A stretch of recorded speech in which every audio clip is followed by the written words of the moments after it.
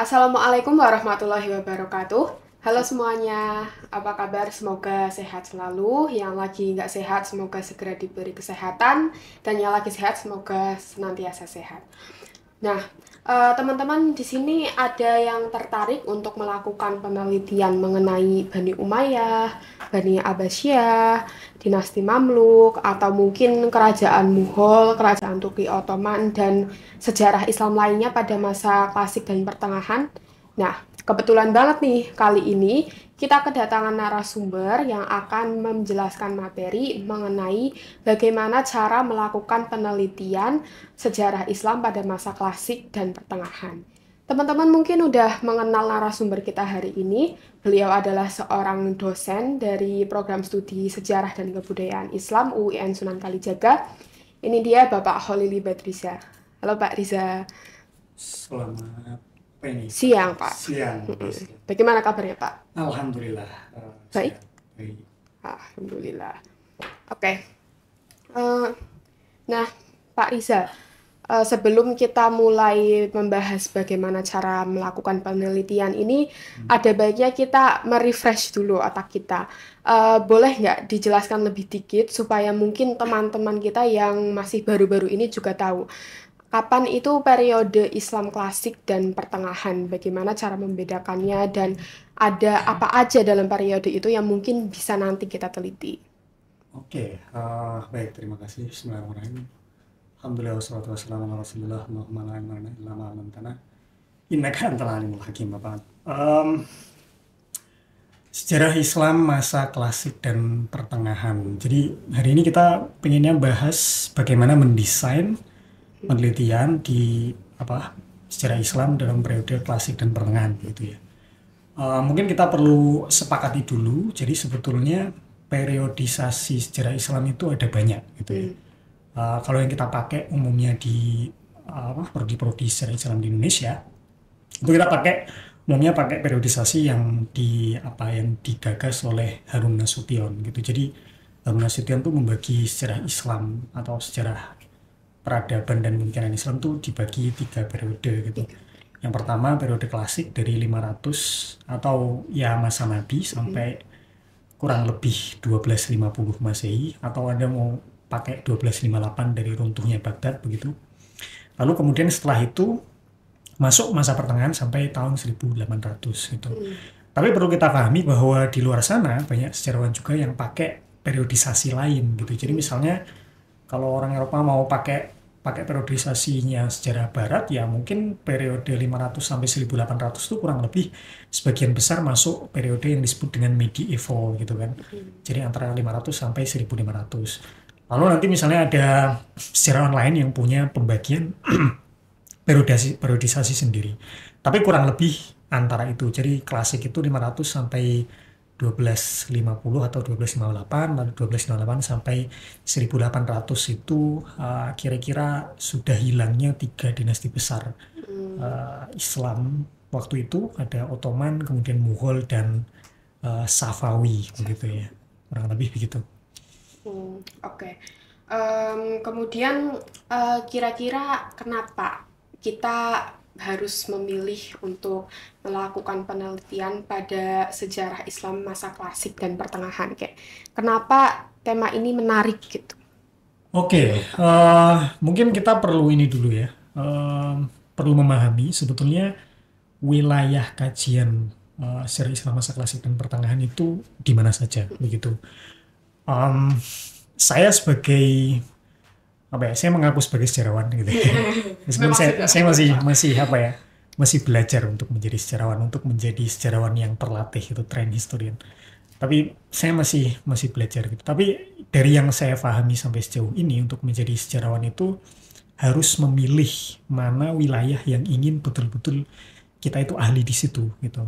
Jadi misalnya kalau mau saya ahli wilayah Timur Tengah, ya berarti konsekuensinya apa? Konsekuensinya adalah bahasa yang dibutuhkan gitu. Misalnya saya mau ahli sejarah Indonesia gitu ya, lalu periodenya pada periode kolonial gitu ya, maka yang dibutuhkan adalah saya harus mengerti bahasa Belanda gitu. Bahasa Belanda saya harus bagus karena dokumen-dokumen yang dipakai sebagai sumber sejarah ketika saya menulis itu adalah kebanyakan dalam bahasa Belanda begitu ya. Kalau saya mau ahli di Islam klasik pun itu kan wilayahnya sangat luas sekali. Jadi selama ini gitu ya, selama saya mengajar periode klasik dan pertengahan, yang diajarkan itu adalah wilayah-wilayah mungkin orang menyebutnya sentral Islam gitu ya. Jadi ada hari-hari ini tuh orang mulai membedakan apa yang disebut dengan sentral Islam gitu ya, atau the center of Islam atau wilayah Islam di bagian utama, lalu apa yang disebut dengan wilayah periferi gitu. Nah ini sebetulnya istilah yang juga masih diperdebatkan sampai sekarang. Jadi yang disebut dengan sentral tuh di wilayah yang batasnya sampai mana, kemudian yang periferi itu sampai mana. Tapi sederhananya yang periferi itu adalah wilayah-wilayah pinggiran, seperti misalnya kita orang Indonesia itu kan dianggap bukan bagian dari pusat Islam begitu, karena kita ya jauh dari Timur Tengah, bahasa kita bukan bahasa utama kita bukan bahasa Arab dan seterusnya. Tapi bukan berarti Islam periferi itu tidak penting gitu ya. Mungkin salah satu yang menggagas kajian Islam periferi itu seperti Pak Martin van Brunesen dan murid-muridnya yang ada di Indonesia itu banyak sekali. Ya salah satunya dosen-dosen kita itu murid-murid beliau begitu. Itu ya mengkaji itu bahwa yang dikaji itu harusnya bukan hanya Islam yang ada di pusat gitu, tapi Islam di pinggiran itu juga penting untuk dikaji. Apalagi misalnya Indonesia yang tadinya kita ini pemeluk Islam terbesar, mungkin sekarang kita nomor 2 ya, itu justru kita paling besar begitu kan. Jadi penting juga dikaji. Sehingga kalau Islam klasik dan pertengahan itu lebih pada mengkaji Islam di bagian senternya gitu ya, di bagian pusatnya. Mungkin kalau saya memahami sentral Islam di sini adalah wilayah-wilayah di mana ajaran Islam itu dikodifikasikan atau dikembangkan di era di mana perkembangannya itu paling masif begitu ya.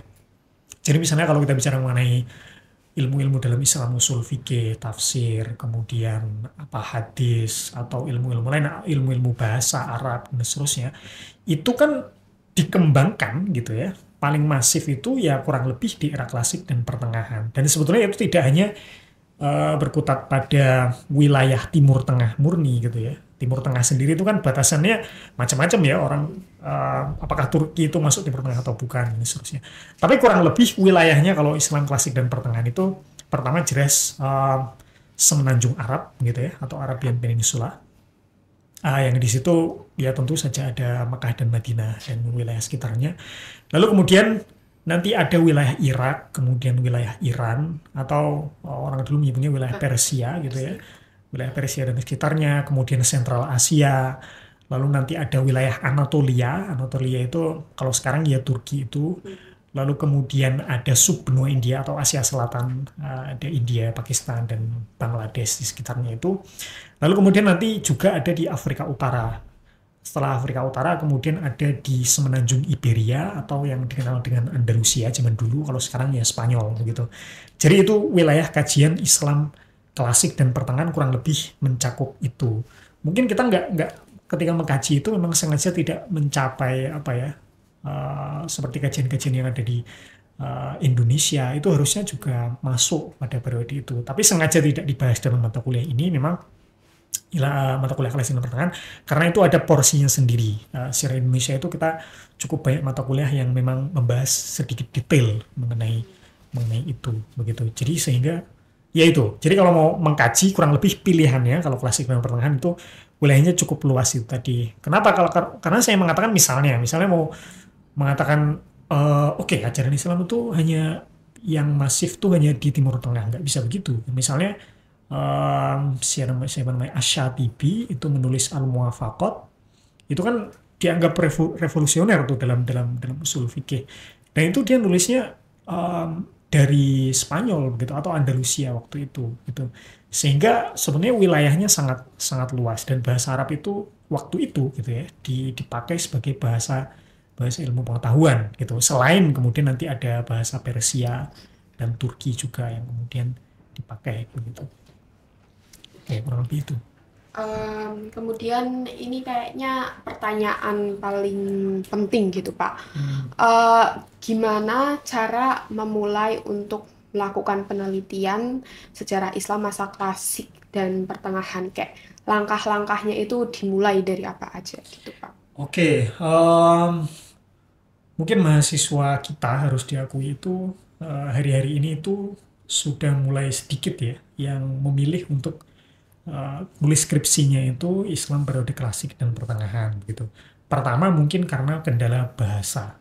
Mungkin takut Pak saya nggak bisa bahasa Arab gitu. Iya. Padahal kita mahasiswa kita itu sebenarnya banyak alumni pesantren gitu yang saya yakin mereka jago sekali bahasa Arab gitu. Jadi pesantren 6 tahun, 10 tahun gitu kan nggak mungkin nggak ngerti bahasa Arab.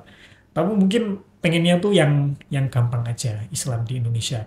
Saya tidak mau mengatakan bahwa kajian sejarah di Islam di Indonesia itu tidak penting, sangat penting sekali gitu ya. Dan saya kira bagus kita banyak yang mengkaji Islam lokal. Tapi kalau mau fokus ke Islam klasik dan pertengahan di wilayah-wilayah yang tadi disebut dengan pusat Islam itu tadi, saya kira itu juga bagus. Nah, pertama yang dilakukan adalah memilih, menurut saya, memilih kita tuh misalnya saya mahasiswa misalnya saya mau memilih wilayah mana dulu begitu. Karena sebagai sejarawan saya sekali lagi saya meyakini bahwa tidak mungkin kita mau jadi ahli di semua wilayah itu menurut saya mustahil gitu.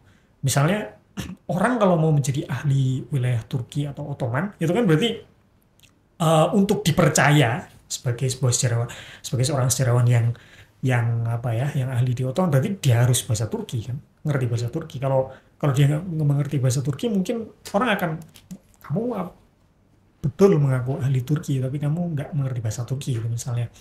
Atau misalnya wilayah Arab ya minimal bisa baca teks gitu ya. Nggak harus misalnya ahli itu dalam semua skill speaking dan seterusnya. Karena yang dibutuhkan sejarah itu sebetulnya membaca teks kan. Jadi kalau skill membaca teksnya itu cukup gitu. Dan saya kira banyak sekali mahasiswa yang capable punya kemampuan soal itu ya saya kira bagus. Jadi memilih wilayah dulu. Mau milih mana gitu. Timur Tengah kah? Mau milih Spanyol kah? Mau milih Persia kah? Nah, nanti tergantung. Lalu kemudian ketika sudah memilih itu kan pasti ada periodenya kan. Dari tahun berapa ke tahun berapa. Maka saya jadi ngomong. Jadi memilih dari tahun berapa ke berapa nanti kan ketahuan. Oh, misalnya dari periode ke periode ini ternyata sumber-sumber sejarahnya itu banyak ditulis dalam bahasa Arab. Oh, berarti bahasa yang dibutuhkan bahasa Arab. Oh, ternyata kalau wilayah ini misalnya kalau di India itu kan banyak yang sumbernya ditulis dalam bahasa Persia begitu kan. Oh, berarti saya harus ngerti bahasa Persia begitu. Dan seterusnya. Jadi konsekuensi memilih wilayah itu adalah bahasa yang dibutuhkan. Itu menurut saya langkah yang paling pertama itu memilih itu. Jadi ya itu, kita memilih tempat dulu, kalau tempatnya sudah memilih gitu ya. Kalau misalnya, Pak saya bingung Pak, milih tempatnya itu seperti apa ya. Kalau bingung milih tempat, milih dinasti atau kesultanan atau kerajaan yang mau dibahas dulu. Misalnya, oke, saya mau bahas Kesultanan Mamluk di Mesir, oke saya mau bahas Safawi, gitu misalnya, atau mau bahas Ottoman. Jadi pilihnya itu bukan milih tempatnya, pilih dinasti yang mau dibahas atau era di mana wilayah itu dikuasai oleh siapa begitu. Itu salah satu solusinya. Kalau masih bingung dinasti apa yang bisa menjadi pilihan, ada satu buku yang bagus sekali menurut saya, judulnya The New Islamic Dynasties kalau nggak salah, yang ditulis oleh Bosworth kalau nggak salah. Nanti mungkin editornya bisa menampilkan ya. Iya, bisa. Bisa ditampilkan dan saya kira itu PDF-nya ada kayaknya di archive.org itu ada. Jadi silakan bisa milih dan itu bagus tuh. Dia dibagi berdasarkan wilayah. Jadi misalnya di Mesir itu ada dinasti apa saja yang pernah berdiri, dinasti Islam karena dia hanya membahas dinasti Islam. Kemudian di Persia apa saja, di Afrika Utara apa saja, kemudian di Spanyol apa saja, nanti tinggal pilih begitu. Itu tahap-tahap yang pertama. Kemudian tahap yang kedua, dan itu menurut saya ini tahap yang paling penting adalah menentukan apa yang ingin dibahas dari wilayah itu atau wilayah dinasti itu. Menentukan apa itu sebetulnya akan menentukan teori misalnya yang mau dipakai. Kalau misalnya membahas mengenai dalam tema besar ekonomi ya berarti nanti teori ekonomi yang bisa dipakai untuk sebagai kacamata penelitian. Kalau misalnya politik gitu misalnya ya berarti politik. Kalau sosial berarti sosial. Mungkin teman-teman masih bingung ya. Kalau mencari apa tuh gimana caranya? Kalau saya mungkin teknik yang paling mudah adalah kita meniru gitu. Jadi baca aja atau atau lebih tepatnya kita melakukan literatur review lebih awal gitu. Jadi misalnya Anda baca aja karangan-karangan atau karya-karya penelitian-penelitian mengenai sebutlah misalnya Kesultanan Mamluk gitu. Jadi baca aja itu di situ. Yang pernah ditulis orang tuh seperti apa. Atau kalau misalnya masih bingung lagi, coba begini. Saya kan hari-hari ini lagi nyari kampus ya untuk S3. Ini pengalaman aja.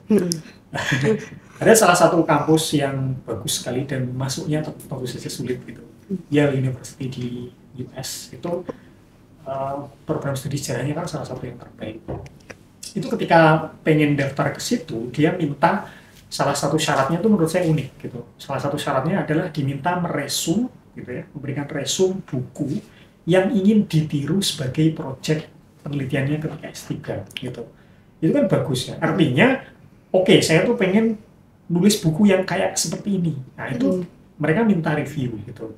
Jadi artinya kita diminta baca buku itu secara serius, lalu kemudian ditiru begitu. Dan saya kira banyak sekali karya-karya yang bagus. Ada satu karya yang menurut saya bagus dan saya nggak tahu kenapa tidak banyak orang yang meniru itu. Ada penelitian tahun saya lupa, saya boleh buka ke RPS. Boleh, Pak. Jadi ada penelitian tahun 1979 sekitar itu ditulis oleh Hayyim J. Cohen, nanti mungkin bisa ditampilkan. Judulnya The Economic Background and the Secular Occupations of Muslim Jurisprudence and Traditionalists in the Classical Period of Islam until the middle of the 11th century. Jadi ini penelitian menurut saya bagus sekali sebagai contoh bagaimana menggunakan sumber primer Islam klasik dan pertengahan. Jadi penelitian dia itu kan sebetulnya ingin mengkaji mengenai background ekonomi dan profesi, gitu ya, profesi sekuler. Profesi sekuler artinya profesi yang tidak berkaitan dengan agama Islam, gitu. Profesi sekuler dari para ahli fikih dan para ahli hadis, gitu ya, pada periode klasik Islam. Ini kan menarik kan? Yang kita tahu itu ahli hadis itu pekerjaannya ahli hadis, gitu kan? Ahli fikih itu ya kerjaannya jadi kodi, jadi apa gitu. Tapi sebetulnya hasil penelitian ini membuktikan ternyata banyak dari para ilmuwan Islam, terutama para ahli agama Islam itu sebenarnya mereka punya pekerjaan yang sekuler yang sebetulnya sama sekali nggak ada hubungannya dengan Islam. Misalnya banyak dari mereka itu yang jualan tekstil, mereka ada yang jualan rempah-rempah, mereka ada yang jualan bahan-bahan makanan pokok, ada yang ahli tukang sepatu, ada yang macam-macam sekali, menarik sekali. Dan dia di penelitian ini itu menggunakan apa yang disebut di dalam karya-karya khazanah keislaman kita itu disebut dengan at-tarajim wa tabaqat, atau kalau terjemahan dalam bahasa Inggris menjadi biographical dictionaries. Kalau dalam bahasa Indonesia kamus biografi itu ya. Ya mungkin yang pernah ikut kelas saya sering membual tentang itu ya, maksudnya sering banyak ngobrol tentang itu. Karena ini banyak yang belum explore. Nah, penelitian dia ini, dia tuh jadi prinsipnya begini, kamus biografi itu kan kalau kamus bahasa kita tahu bahwa misalnya dari abjad A sampai Z kan diurut, lalu ada entry-entry kata-kata di situ, lalu dijelaskan artinya gitu ya, misalnya kata apa artinya apa dan seterusnya. Kalau kamus biografi itu sama sebetulnya, diurut berdasarkan abjad, tapi yang entry-nya di situ bukan kata gitu. Entry-nya itu nama orang. Dan kebanyakan adalah nama-nama orang yang dianggap penting di setiap masa. Jadi misalnya Ali bin siapa gitu ya. Lalu nanti nama Ali ini, lalu kemudian nanti dituliskan biografinya sampai semua informasi yang didapatkan mengenai dia. Lahir di mana, bapaknya siapa, kakeknya siapa, bin siapa, bin, dia lahir di mana, pernah belajar di mana, lalu dia ahli apa saja, testimoni mengenai orang-orang semasanya, pekerjaan dia apa. Kadang pekerjaan memang tidak disebut, tapi disebutkan dalam bentuk nisbah. Jadi misalnya al-iskafi gitu, misalnya dia ahli sepatu gitu misalnya, atau disebut al-bazaz itu sebenarnya kadang nisbahnya itu memang ke dirinya atau disebahkan kepada bapaknya gitu. Misalnya bapaknya ahli sepatu, nanti biasanya nama dia itu dikasih nisbah bahwa dia ini al-iskafi gitu. Tapi sebenarnya bukan dia, tapi bapaknya. Tapi kurang lebih kita tahu background daripada si orang-orang penting ini. Nah itu kemudian diteliti oleh Pak Cohen ini. Dia meneliti, jadi dia baca tuh banyak sekali kamus biografi, dia ambil sampel, saya nggak lupa sekian puluh ribu gitu, dia baca, dia data ini pekerjaannya apa, lalu dibikin prosentase. Ini kan kalau kita itu kayak, kalau sekarang mungkin apa ya, mungkin agak berlebihan, tapi mungkin bisa disebut kalau sekarang tuh kayak big data. Jadi, oh sih ini orang tuh ada data pekerjaannya. Nah itu dia bisa didata, lalu hasil data itu kemudian dianalisis, dia mencoba apakah ada pola yang bisa dijelaskan dari situ. Nah, menurut saya cara ini bisa ditiru begitu. Dan itu kemudian dilakukan juga oleh Profesor Richard Bullier dari Columbia University. Dia menulis buku judulnya The Conversion of Islam, kalau nggak salah. Nah kalau yang tadi itu yang diteliti itu pekerjaan menggunakan kamus biografi gitu ya. Jadi setiap nama itu dicari pekerjaannya apa, lalu itu dicoba dicarikan polanya. Nah kalau Pak Richard Bullier ini, Profesor Richard Bullier ini yang dia kaji itu adalah kapan orang gitu ya di wilayah Iran, karena wilayah yang kajian utamanya itu Iran waktu itu, masuk Islam. Itu dilacak menggunakan kamus biografi itu. Jadi misalnya begini. Nama orang itu kan harusnya kalau orang Persia seyogianya adalah dinamai menggunakan bahasa Persia gitu. Nah ketika nama itu berubah menjadi bahasa Arab gitu, asumsinya adalah dia adalah orang pertama yang masuk Islam atau bapaknya yang masuk Islam. Jadi misalnya kalau ada dalam satu kamus biografi itu ada satu entry nama Ahmad bin Ali gitu misalnya Ahmad bin Ali bin Muhammad bin Husain bin Abdullah bin apa dan seterusnya. Lalu tiba-tiba kok ada nama Persia di paling akhir, asumsi atau Anda temukan nama Persia di tengah-tengah, asumsinya adalah si nama Persia ini adalah orang pertama yang masuk Islam atau dia adalah bapak dari orang yang masuk Islam. Lalu itu diurut tuh, kan bisa ketahuan di generasi berapa di wilayah itu orang masuk Islam. Lalu itu kemudian dijadikan data yang sifatnya kuantitatif gitu ya. Kalau yang conversion to Islam itu betul-betul beliau berusaha menggunakan metode yang kuantitatif. Makanya dia mengatakan itu adalah essay quantitative history gitu. Menurut saya itu menarik. Nah menurut saya mahasiswa tuh harus baca yang begini gitu. Jadi dia meniru. Saya maksudnya begini ya, keahlian bahasa itu yang paling penting sekali lagi cukup membaca gitu, nggak perlu kita ahli sampai semua skill gitu. Jadi kalau kita bisa membaca, saya kira itu cukup. Nah setelah kita membaca itu tadi ya, nah kita temu ini nih yang mau saya tiru seperti ini. Kalau Anda mau tiru itu gitu ya, tiru aja cara dia, bagaimana cara dia mengolah data, bagaimana cara si penulis beliau ini menyusun pembahasannya, itu nanti bisa ditiru. Itu bagaimana cara menemukan word atau apa yang akan dikaji. Jadi apa itu jawaban dari kalau ketika misalnya teman-teman mahasiswa itu ke kafe, ke warung kopi, ditanya sama temannya, penelitian kamu tentang apa? Jawabannya itu ini. Jadi misalnya, oh penelitian saya itu tentang pekerjaan sekuler para ulama gitu misalnya. Berarti kan, oh itu occupation, berarti dia dari sisi ekonominya gitu ya. Nah Pak, selain menentukan di mana dulu atau where, kemudian dilanjutkan dengan what atau menentukan apa yang kita teliti, bisa nggak kita melalui cara lain, semisal kita memulai dengan literatur review atau mencari sumber-sumber primernya dulu begitu? Oke, sebetulnya ada satu cara yang menurut saya juga cukup efektif atau mungkin yang paling efektif menurut saya. Itu adalah mencari sumber primernya dulu gitu. Jadi kita kadang kan mahasiswa itu punya kendala itu ketika gini, misalnya sudah memilih topik A gitu ya, wordnya itu sudah ketemu, wordnya sudah ketemu, tapi ketika dicari itu sumber primernya nggak ada gitu. Misalnya saya mau membahas Hijaz di tahun di abad ke-11 sampai abad ke-12 gitu misalnya, ternyata itu sulit. Salah satu yang paling mudah adalah mencari sumber primernya dulu. Sebetulnya ada banyak, ya mungkin ada beberapa lah. ada beberapa website-website dari kampus-kampus ternama di dunia itu yang mereka sudah bikin semacam kompilasi kumpulan bibliografi dari sumber-sumber primer yang bisa diakses untuk kajian tertentu. Misalnya kalau dari University of Chicago, kalau nggak salah mungkin nanti editor bisa menampilkan, itu mereka punya website secara khusus yang mengumpulkan sumber-sumber primer di era Kesultanan Mamluk gitu.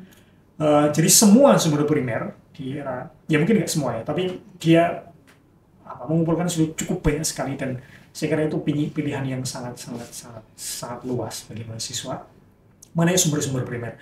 Betul, memang ketika kita buka website itu mereka lebih kayak list daripada judul gitu. Misalnya bahkan mereka tuh sudah bikin kategori gitu. Misalnya kategori administrasi gitu. Sumber-sumber primer yang bisa diakses apa saja. Dalam kategori ekonomi itu seperti apa. Bahkan, mohon maaf ya, ada kategori erotika. Hal-hal yang semacam itu tuh ada. Dan itu judul-judulnya sudah ada. Memang kita nggak bisa mengakses secara langsung, tapi kita bisa, setidaknya kita tahu dulu judul buku yang bisa dipakai sebagai sumber primer yang ditulis di era itu atau di era yang berdekatan tuh judulnya apa. Nanti kita googling aja, dan saya kira kalau buku-buku berbahasa Arab, terutama buku-buku klasik gitu ya, itu di internet saya nggak tahu. Itu jauh lebih mudah dicari di internet, dan di archive.org itu hampir semuanya ada gitu. Jadi yang penting kita tahu judulnya dulu, coba dilihat. Nah, kan di situ udah ada kategorinya tuh, nanti mungkin bisa ditampilkan, coba dibukakan websitenya yang bagian Mamluk Bibliografi di University of Chicago itu, nanti silahkan dibuka. Itu kan ada kategorinya, pilih aja salah satu. Misalnya Anda mau bahas militer, Anda mau bahas ekonomi, kalau bahas politik tuh yang mana, apa aja judulnya. Nanti silakan di-copy judul bukunya. Mungkin di situ ditulisnya dalam bentuk transliterasi ya, alih bahasa gitu, bukan alih bahasa, alih aksara gitu ya. Nah itu diketik aja dalam bahasa Arab di Google, kalau ketemu bukunya coba dibaca-baca, lalu coba dipikir kira-kira dengan sumber primer semacam ini apa yang bisa saya tulis gitu. Nah dengan begitu mungkin akan lebih mudah, dan itu terjamin bahwa oke, sumber primernya tuh sudah ada, berarti saya tinggal menemukan sudut pandang atau angle-angle yang belum pernah diambil dari peneliti-peneliti sebelumnya. Artinya kalau sudah ketemu word tadi, misalnya mau bahas sisi ekonomi, berarti kita harus baca semua karya-karya, terutama karya-karya sejarah mengenai ekonomi di era, misalnya tadi dikatakan era Kesultanan Mamluk. Dibaca aja semua gitu ya, penelitian-penelitian terdahulu. Nah, kita akan temukan tuh, oh ternyata gap-nya di sini gitu, research gap-nya ketemu di situ. Nah nanti mulai tuh ketemu judulnya di situ. Mungkin yang ada selama ini yang saya temukan tuh baru Kesultanan Mamluk, karena Kesultanan Mamluk tuh salah satu yang sumber primernya tuh cukup besar, dan masih banyak kemungkinan untuk kita bisa explore di situ. Jadi saya kira ini jadi peluang besar gitu untuk para sejarawan-sejarawan muda kita ini dari manajemen Kalijaga, dari prodi kita itu untuk explore itu gitu, untuk menulis sejarah dari situ. Ada Mamluk, kemudian saya menemukan beberapa link-link lain gitu, tapi mungkin nanti bisa coba ditampilkan sama editor. Mungkin itu sih, itu salah satu strategi yang paling mudah. Oke. Kemudian setelah kita menemukan word apa yang akan kita teliti, dan mungkin sudah melakukan literatur review juga, tahap selanjutnya apa nih Pak? Oke, saya sebetulnya tidak ingin bicara terlalu jauh ya kalau dalam metode penelitian sejarah ya, teman-teman sudah tahu ada heuristik. Sebenarnya kita belum, yang kita bicarakan hari ini sekarang itu belum mencapai ke tahap heuristik gitu. Kita baru tahap menentukan apa yang ingin dibahas dulu. Karena menurut saya menemukan apa yang ingin dibahas itu paling sulit ya sih. Itu kan paling sulit ya. Menemukan apanya dulu gitu. Nah kalau sudah ketemu apanya tadi itu, kemudian sudah dilakukan literatur review, atau kalau pakai cara tadi ya, cari sumber primernya dulu, ya itu berarti nanti secara garis besar di akhir berarti goalnya adalah sudah nemu judul kan. Judulnya sudah ketemu. Kalau judulnya sudah ketemu, literatur review-nya sudah dicari, nah itu proposal sudah selesai gitu. Nanti tinggal memikirkan soal teori atau konsep yang ingin dipakai untuk apa ya, melihat gitu ya, sebagai kacamata dalam pembahasan utama dari penelitian penelitian kita. Saya juga masih belajar gitu ya. Nanti dari situ misalnya kalau sumber primernya sudah ketemu satu, ya nanti bisa dicari sumber-sumber penunjang lainnya atau bisa baca-baca sumber-sumber sekunder lainnya begitu untuk membantu proses penelitian. Saya kira kalau sudah ketemu judulnya, sumber primernya sudah ada, saya kira bagi sejarawan itu tinggal tinggal skillnya aja, bagaimana mengolah, bagaimana meramu, begitu ya. Makanya saya selalu bicara sama mahasiswa itu gini, jadi apa yang dicari dalam kelas itu bukan nilai gitu. Kalau goalnya itu nilai gitu ya, Anda pakai ChatGPT itu makalah bisa bahasanya bagus sekali kan. Atau bahkan dia bahasanya itu bahasa Indonesia itu lebih baku dari manusia, lebih baku dari umumnya mahasiswa gitu.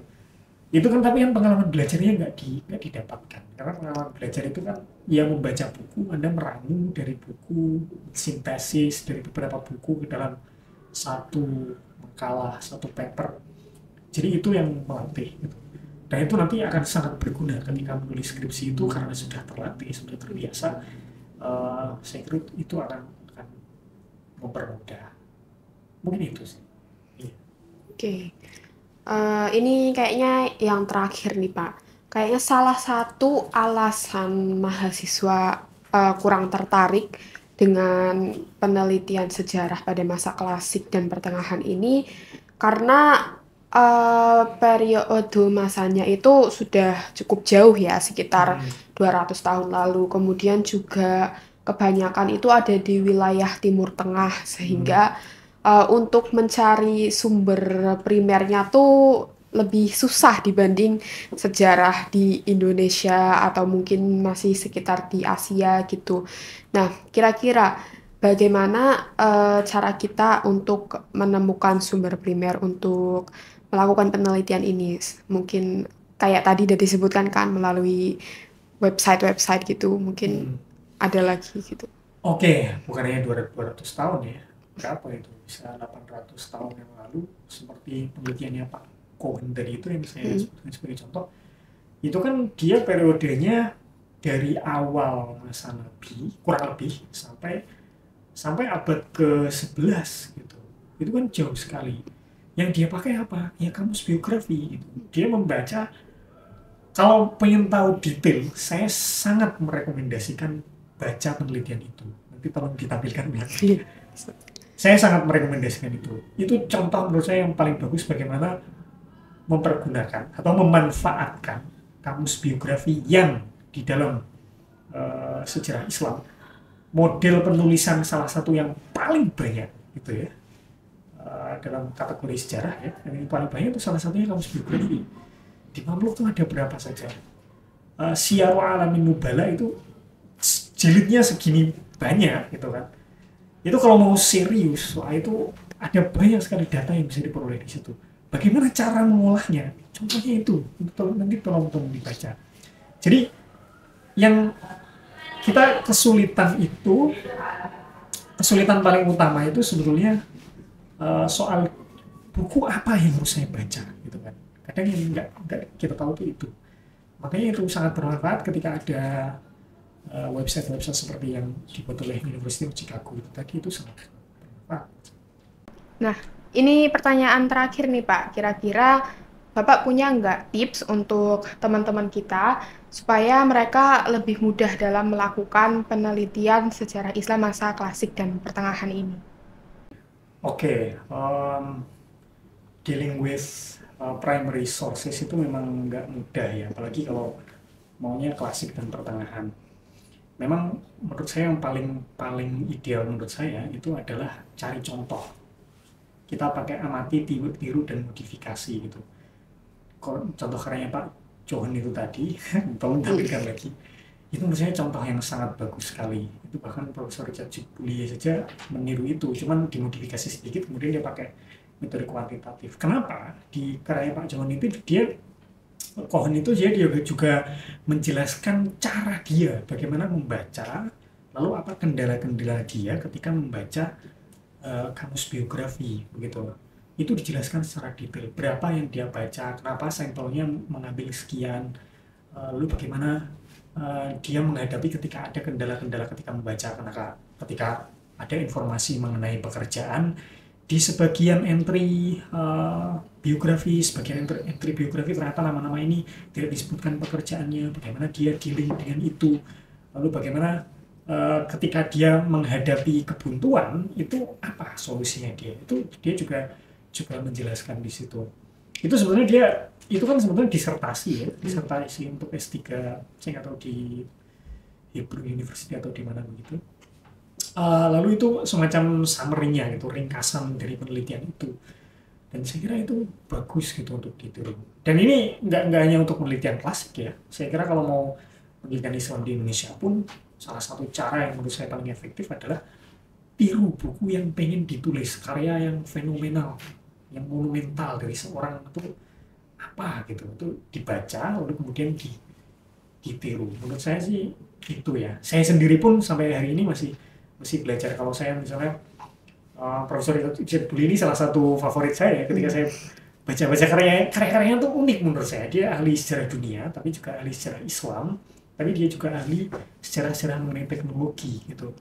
Sehingga ketika dibaca-baca itu karyanya unik gitu. Bagaimana cara dia mengambil sudut-sudut, bagaimana dia sumber-sumber primer yang dia pakai itu apa saja gitu.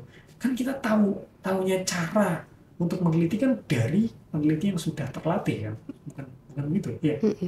Kalau misalnya kita meniru kakak kelas atau skripsi ya mungkin ada yang bagus, tapi kan kakak kelas skripsi itu kan menulis mereka juga masih berlatih untuk meneliti. Jadi saya kira kalau mau niru ya yang bagus sekalian gitu.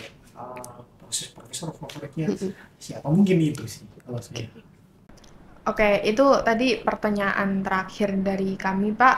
Terima kasih telah menyempatkan hadir dalam kesempatan kali ini. Terima kasih atas materinya, atas ilmunya, yang pastinya akan sangat bermanfaat untuk kita semua. Nah, teman-teman, tadi Pak Riza sudah menyampaikan bagaimana cara melakukan penelitian untuk sejarah Islam masa klasik dan masa pertengahan. Bisa dimulai dengan menentukan wilayah yang akan kita teliti, kemudian menentukan rentan waktu, melakukan literatur review, dan akhirnya menentukan judul. Atau bisa juga dengan menentukan literatur review dulu, atau kita mencari sumber primernya, dan disusul dengan menentukan judulnya. Jangan lupa dicatat ya, jangan lupa juga untuk like video ini, komen ide-ide untuk video selanjutnya, subscribe, serta follow seluruh sosial media Deep Talks. Saya Kunihatul Asimah pamit undur diri. Wassalamualaikum warahmatullahi wabarakatuh.